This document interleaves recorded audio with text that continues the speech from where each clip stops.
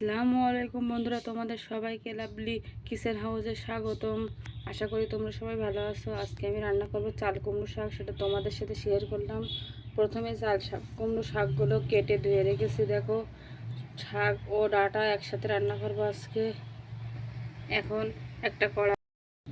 এখন চুলাইতে একটা কড়াই বসিয়ে দিয়েছি। দিয়ে দেবো হলুদের গুঁড়া, আর দিয়ে দেবো পরিমাণ মতো লবণ,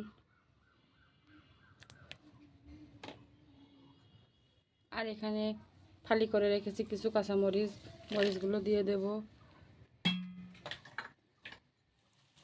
দিয়ে শাকটা সিদ্ধ করতে বসিয়ে দেব।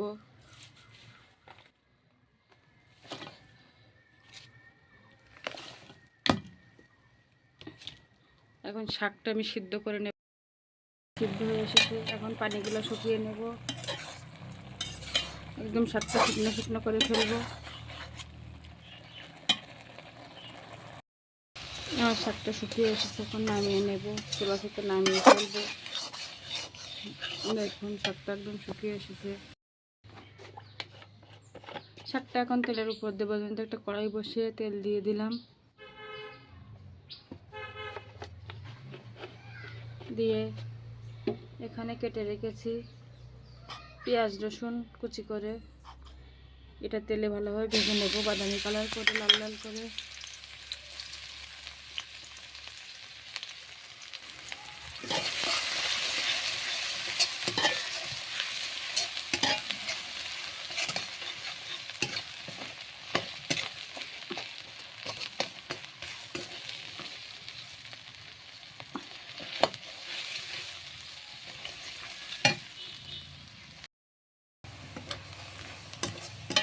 পেঁয়াজ রসুন লাল লাল করে ভেজে নিয়েছি। এখন শাকটা দিয়ে দেব।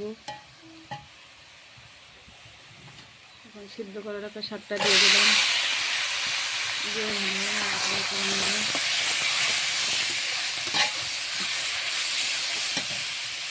নিয়ে আগে থেকে করে রাখা চিলি ফ্লেক্স এর উপর দিয়ে দেবো। শাকটা খেতে খুব সুন্দর সেন্ট আসবে, ভাজা মরিচের ফ্লেভার পাবো। আমার তরকারিটা হয়ে গিয়েছে। সবাই ভালো থাকবেন, সবাইকে আল্লাহ হাফেজ।